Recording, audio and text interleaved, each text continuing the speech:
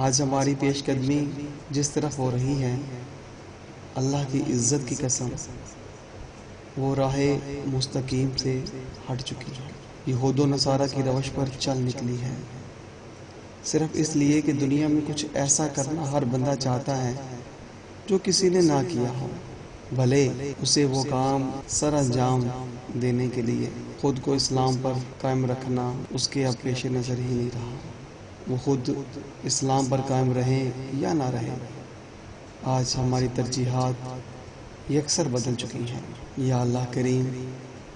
ہمیں سمجھنے کی توفیق عطا فرما،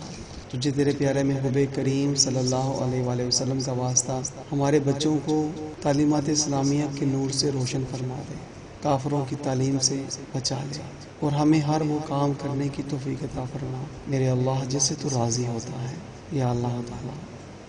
ہمیں زندگی اسلام پر اور موت کامل ایمان پر عطا فرما، آمین یا رب العالمین۔